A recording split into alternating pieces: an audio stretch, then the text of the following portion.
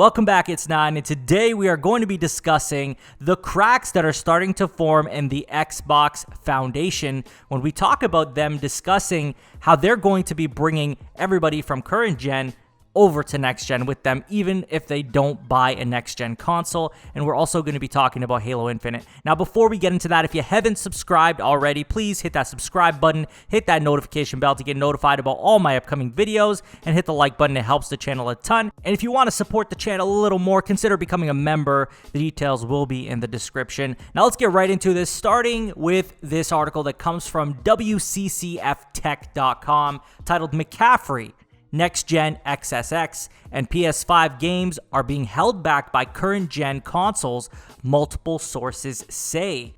Ryan McCaffrey, if you guys don't know him, he writes for IGN. He does the Xbox side of things for the most part, and he's been in the industry for a long time, huge Xbox supporter, and he came out to say on Twitter that I was wrong to drink the current gen won't hold next gen back Kool-Aid.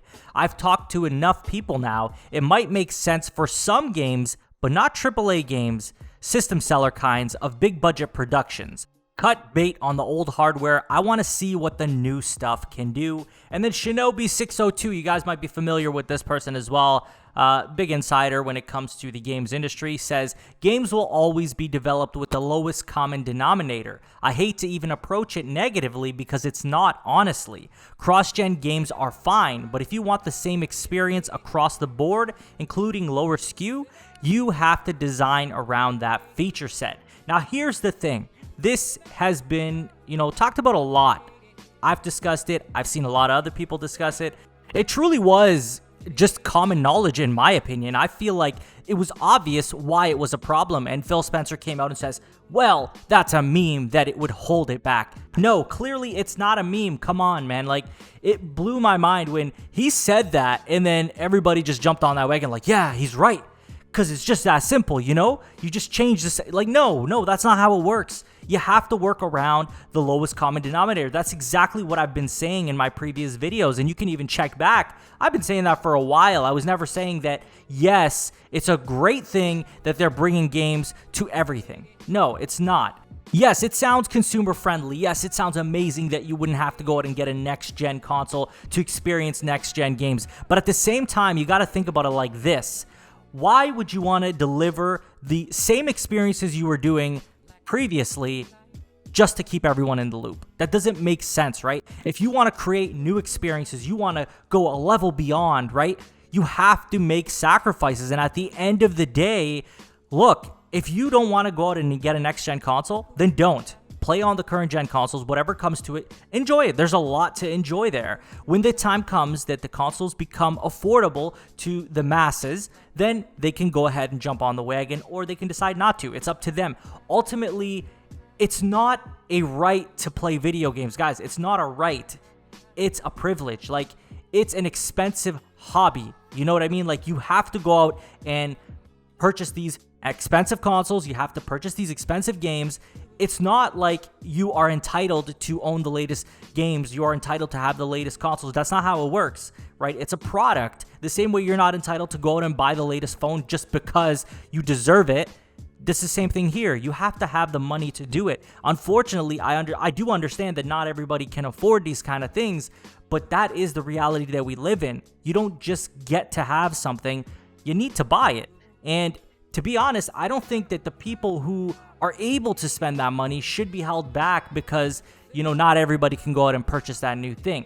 Eventually, consoles go down in price. Eventually, games go down in price. And at that point, the people who are on more of a tighter budget can definitely go and do that. And now I know this may sound like I'm being inconsiderate to the people around me that may not be able to afford it. That's not what I'm saying at all. What I'm saying is this is the reality that we've lived in since the beginning of the inception of video games.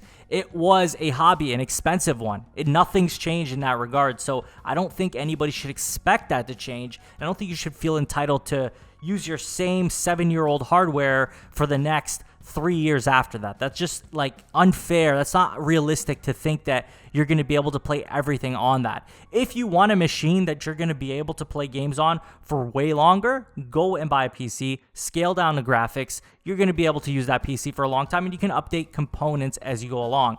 But if you want an experience that's going to change in the next generation, you got to go out and buy that new console, then yeah, you just have to accept that you're going to have to spend that money. And that's that simple. It really is. Now, there's some more comments here, and this one says, I would be shocked if most third-party developers would not just develop their games for the lowest common denominator. I mean, there's literally zero chance that levels will get changed just because the PS5 can load them faster, simply because it's way too expensive and work-intensive to do that. And this comes from the Ori developer Thomas Mahler. And so this is just another reassurance that this is the reality that we live in, that these old consoles are going to hold us back. And lastly, one more statement that comes from Digital Foundry's John Lineman, and he says, nobody wants to develop for an underpowered Jaguar CPU any longer. I've spoken with enough developers to know how painful the process is at this point. Leave Xbox One and PS4 behind. And this is more of the same. Man, everybody is saying the same thing.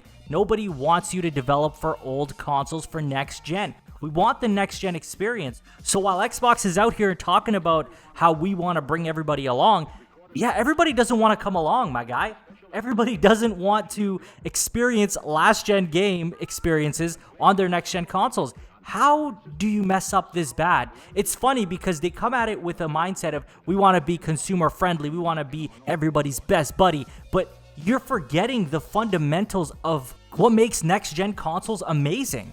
And that is the ability to experience what next-gen truly is outside of just graphics. And I think that's where Microsoft is seriously dropping the ball. And this is where I'm going to go into our next topic, and it's discussing Halo Infinite. This comes from VideoGamesChronicle.com, titled Halo Infinite could drop its Xbox One version, it's been claimed. Important to note that none of this is considered fact, right? This is alleged insiders, and we all know how we feel about alleged insiders. And again, I will say take this with a grain of salt because we don't know that this is a fact for sure. But seeing everything surrounding Halo Infinite being so negative and seeing the people in the office, the people who have experienced the game, the demo that we saw, everything being in such a negative light, it wouldn't surprise me if these things were true. So again, reiterating, I don't know that this is true, but there is reason to believe it might be true. So there's a few claims here that are made by the alleged insider. They say the current version of Halo Infinite on Xbox One S is nowhere near 1080p, even lower than 900p, and is having serious asset loading issues, much worse that you have seen on PC demo. They also said, idea is to change at the engine level how assets load, make RT as default, improve, unlock some assets, improve geometry, post-processing, and add more CPU-bound interactivity. It's pretty messy up there with decisions, but they are convinced that they need to make the best Halo game ever. And this truly is a reassurance that Microsoft is taking the backlash seriously. People were very unhappy with Halo Infinite, and they really need to go back to the drawing board. Now, is it a shame for them to backtrack on this and say, hey, maybe it's not best if we put all our games on the Xbox One S and Xbox One X? I think that there's no shame in that. I think that I would commend them for realizing that they were wrong about something, but at the same time, they need to retract those statements they made, basically saying exclusives are anti-consumer, talking about how making people buy next-gen consoles is anti-consumer. You need to backtrack on that. Come on, people. You can't make those kind of claims, make those kind of attacks, and then all of a sudden backtrack without a statement. Like, you definitely were wrong in this situation, and this is starting to show. This is showing the cracks in Microsoft's foundation as they build their next-gen console and their next-gen ecosystem, because they are bringing along previous gens. And that is just showing that they can't do that. Not with games like Halo Infinite. If you want to do games like Ori and the Will of the Wisps, whatever, that game can run on basically really anything. So it's not something that demands really good hardware. And that's what my point is here, that if they're going to put games like that out there, that's fine. But Halo Infinite, Gears of War, Fable, these games have no place on Xbox One X and Xbox One S. It's that simple. I think they need to focus all their efforts on next gen. If they want to put their games on PC, all right, whatever, right? But you have to focus your games on next gen. Otherwise, you're going to give us half-assed experiences. And that's not what any Xbox fan wants. You guys can bang this drum talking about consumer-friendly, whatever. It doesn't matter. It comes with a price. It comes with a sacrifice. And the sacrifice is previous gen experiences. Next-gen consoles are not PCs, guys. They're not. They're meant to be taken advantage of to the T of what the hardware specifications are. And if you're not doing that, then what are you doing with your exclusives, truthfully? And I think that's what separates Sony from Microsoft when it comes to next-gen games. And it truly is a very wide margin. We're not talking about a small margin. We're talking a very, very wide margin where Sony is outperforming drastically and Microsoft has no chance. And that's just what I'm seeing here. You can try to change the gaming landscape, but that doesn't mean people will go along with you. And this is just proof of that.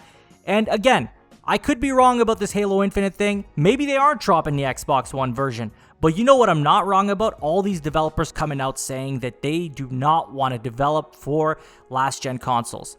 And this is not speculation. This is developers coming out and saying it, guys. DICE came out and saying it. Like, these are people who are very unhappy with these expectations that they are going to develop for all these different variations of platforms, and it's going to work the best on all of them. That's just not how it's going to go.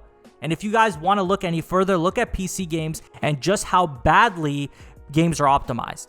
Like, you don't got to look much further than PC gaming to see how badly they're optimized. Don't go to PC gaming and say, hey, this is why we can develop games for all sorts of platforms. No, this is proof that when you do that, you get poor optimization.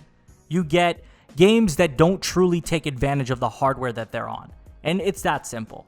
I've ranted on quite a bit here, so I'm going to pass this on to you guys and ask you, do you agree with what all these people are saying, that working on last-gen consoles and trying to bring that experience over onto next-gen is difficult and developers don't want to do it? And lastly, do you think Halo Infinite will ultimately end up being dropped for the Xbox One?